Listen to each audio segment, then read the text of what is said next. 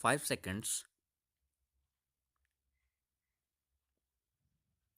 Mr. Vice Chairman, I was mentioning the need for trained cooperative personnel.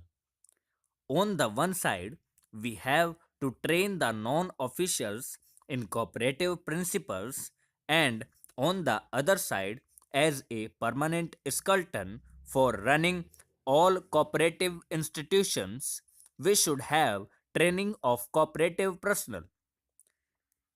In this connection, Mr. Vice Chairman, I would like to appreciate the beginning that has been made in training non officials in cooperation. This has been attempting on a scale which has not been done hitherto, but more than any cooperative principles. The human element, the element of character, the element by which people will stand up to certain cooperative principles rather than their own selfish purposes is what is wanting in many of our cooperative societies. This cannot be improved by legislation. Nobody can legislate a people into good behavior. This can only be done by constantly training people, telling people the principles we stand for, and appreciating the people who attach themselves to these principles. With regard to the training of cooperative personnel, I do not know about other states, but as far as Tamil Nadu is concerned, there are three institutions which give 1 year training in cooperation. 1 year's training for graduates who are considered as senior inspectors, and another for school finals and above who are called junior inspectors, but a better type of cooperative training institution has arisen which the Ministry of Cooperation should utilize, called the Rural Institutes. The rural institutes today provide a 3 year course in cooperation. It is one of the unfortunate things in our country that on the one side we train people and on the other side we do not use trained personnel. We know the number of people we send to foreign countries for training in various type of engineering fields, and when they return we use them just in the wrong places, and many of them feel frustrated because they are not utilized in the field for which they were trained. Even today, in the case of the rural institutes, we find that they produce 100 to 150 graduates in cooperation, but they are not being utilized. Every one of them can be employed with benefit to the cooperative movement.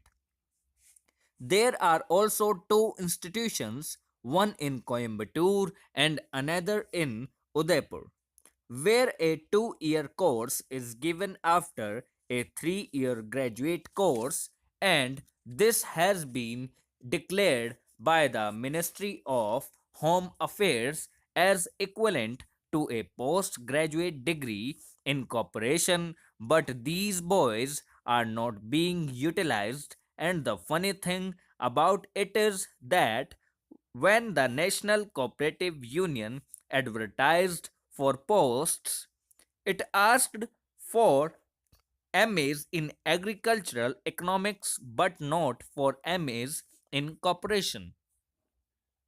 This is all the more surprising because the Education Ministry had received a letter from the National Cooperative Union saying that these postgraduates in cooperation would be utilized by the National Cooperative Union.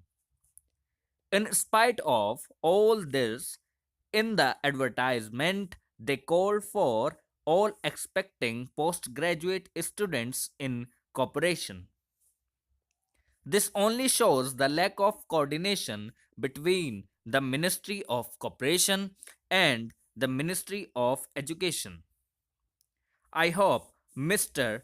Vice Chairman, the Ministry of Cooperation will see that these people who are trained specifically on a request made by representatives of the Corporation Ministry and the Reserve Bank and who have undergone a 2-year course after graduation are properly utilized. Hereafter, at least, I hope that people will choose those who have studied cooperation and have undergone a course of training that has been provided by the state at huge expenditure. Now, I come to the next important aspect of cooperation, and that is with regard to cooperative financing. Recently, our apex banks have been strengthened.